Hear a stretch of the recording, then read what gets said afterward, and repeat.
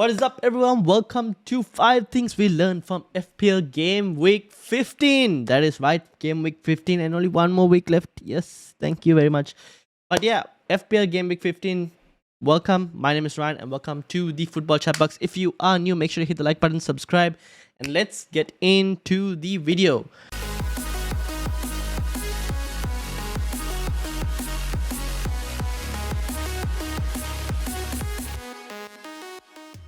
In number 1, FPL servers fail again. Yep, basically everyone, or not everyone, a lot of managers were waiting until the last 10 minutes, including myself, to get that maybe some early team news about City and whatnot. We got it, and as soon as everyone got it, they jumped onto the FPL app and basically created a DDoS attack, which is basically a denial of service attack, and the servers went down. Now, is that the fault of the managers? Not really, because FPL in general, you guys need to do, if you're watching this from FPL Towers, you all need to get more servers, or you need to be able to handle more managers. You have 10 million players in the game. You should be able to handle more managers at a deadline. The app was down for like 10 to 15 minutes. I was spamming it, trying to see if I can get my moves in. Unfortunately, I couldn't even do my captaincy because I didn't even know if my transfer went through. So I couldn't do my captaincy as well, and the deadline passed. So that's not good on like the players who are trying to get their stuff done. FPL needs to do better. I hope they find a fix for this, because you can't be having the game crash before a deadline. There's a reason there's a deadline, and you should be able to use the game and make your moves until the deadline. If the game crashes, you need to give an extra, like however more minutes needed. But even then, that wouldn't solve the situation, because the more extra time you get means people are still going to continue to spam it, and so the site is still going to be down. So that's not going to fix the solution. So you basically need to increase your server capacity during peak hours, right? You just need to do that. So I hope they fix it. But yeah, we'll see what happens. But yeah, not good for all the managers who got affected by it. So that's number 1. Let's move on to number 2. Salah and Haaland post World Cup. Now, what do I mean by this? Salah looking pretty good a bit more recently. I know Liverpool's. If you watched the last week's pod, we did mention about Liverpool's XG numbers been really high. We saw Spurs, a lot of attackers missing. So we kind of expected Liverpool to get something maybe. But yeah, Salah 2 goals, good return. I had him in my team. Would have captained him if the side thing go down, but it is what it is. But yeah, Salah good. Haaland back again, scored thankfully, at least some captaincy return. Now the two of them, the interesting thing, aren't going for the World Cup, which means they're going to be fresh when it comes to post World Cup, and I think these two will continue to be in teams going post World Cup. Maybe Harry Kane could be the third, although we'll have to see what happens with regards to England and their situation in terms of the World Cup, how far they go. That'll all depend whether we get Harry Kane as well. But so far, I think Haaland and Salah might be a lock for, at least for me, in my post-World Cup squad. Let me know what you guys think. Are they a lock for you? For me, maybe, because of the fact that they will be really fresh compared to most of the other players who will go for the World Cup and come back. You never know if they'll start the first game week 17 coming back as well, for those who went for the World Cup. So yeah, that's my thoughts on it. Let me know in the comments what you think about those two. Are they going to be a lock in your team? Let me know in the comments. Let's move into number 3, which is cancel or red card. Dalot suspended. Are they both available? Big question. Now, Cancelo got a red card, and because he got a red card, a lot of managers have sold him. Now, what they don't know is that he will serve that suspension during the EFL Cup game this week, midweek. So if you have Cancelo, keep him, because he's going to be available for game week 16. He's just going to miss out the game against Chelsea in the EFL Cup, and he will be available for game week 16. Now, the same, however, doesn't apply for Dalot, because Dalot didn't get a straight red. He reached his 5 yellow card total. Now, for that specific situation, you can't serve your suspension in the EFL Cup. You will have to miss out the game week 16 game. So that's a slight difference. The rules are slightly different over there, just because one is a red card suspension that was resulted from a game. The other is an accumulation of yellow cards. So slight differences in the rules. So Dalot won't be available for game week 16. Cancelo will be. So that's number 3. Let's move into number 4, which I just said before at the start of the video. 1 week left.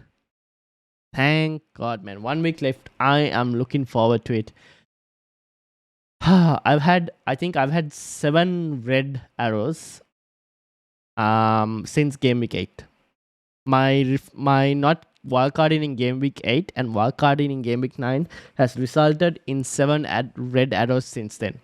I think we played what? 8, 9, 10, 11, 12, 13, 14, 15. We played 8 game weeks. 7 of that 5 I've got a red. I've only had 1 green arrow in those 8 game weeks. So I am definitely looking forward to the break. To be honest, it's very hard. It's very hard to like take the game, like to enjoy the game when you keep getting trashed like that by red arrow after red arrow after red arrow after red arrow. So hopefully can refresh the squad post World Cup. And yeah, I'm looking forward to refreshing the squad and like going again for the second half of the season. I still think top 100k will be my aim, but we'll see what happens. But yeah, not looking forward to the next game week as well, to be honest. But I'm hoping that at least the next game we can get a slight green. We'll see what happens. But yeah, 1 week left. You got this. I hopefully got this as well. Also, just to add to this, if you had a bad season like me, or even if you're doing worse than me, if you want to join a mini league for that will basically count the points from fresh from game week 17, a mini league fresh from game week 17 onwards. If you want to do so, if you want to join a mini league like that, let me know. I will send you a league code. One of the managers in the FPL community from the FPL Australian community, Tian, is doing a mini league. I'll put the mini league code in the description or in the comments if you guys are interested. Just let me know in the comments and I'll send you the mini league code in the comments. But yeah, if you're interested in something like that, if you're having a bad season and want to start fresh in one mini league at least, where the points start from game week 17 onwards, yeah, let me know in the comments. But yeah, 1 week left. That's number 4. Let's move into number 5. What happens next? Now, what I mean what happens next is what happens during the World Cup break. Does FPL keep going on? No, there are a couple of things you need to consider. Now, during the World Cup, there will be unlimited transfers after the Game Week 16 deadline. So you can make transfers just as soon as the deadline is done for Game Week 16. There will be price changes frozen after the 13th of November, right? Which is basically the day after the deadline. Then the price changes again restart after the Game Week 17 deadline. So don't think you can be making money or team value during the World Cup. You're not going to be able to because prices are frozen until then. The other thing you need to keep in mind, now like I said, even though there are unlimited game transfers after Game Week 16, your transfers that you made are added to your total transfers.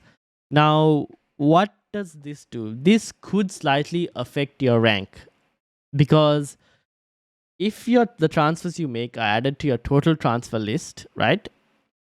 If 2 managers are ranked in the same rank, like the same rank number, the one who's made the least transfers will be placed higher in terms of... Sorry, if 2 managers are ranked with the same points, right? They both have the same points. The one who's made the least transfers will be at a higher rank compared to the one who's made the most transfers.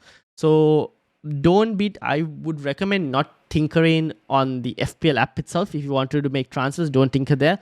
There are plenty of FPL planners online. There's live FPL.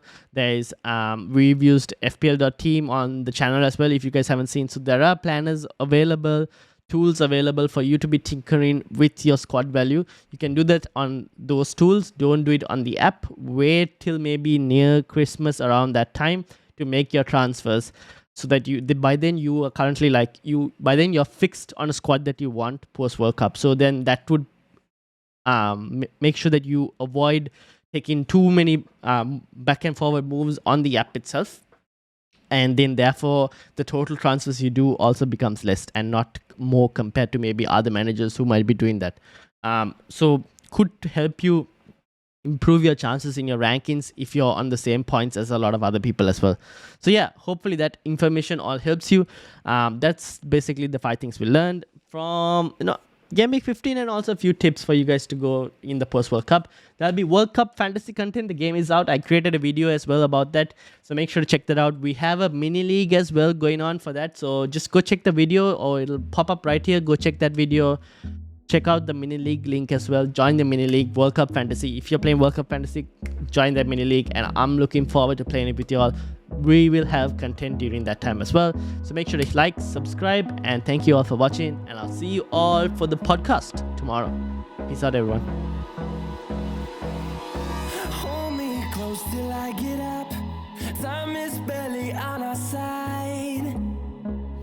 I don't wanna waste what's left. The storms we chase are leading us, and love is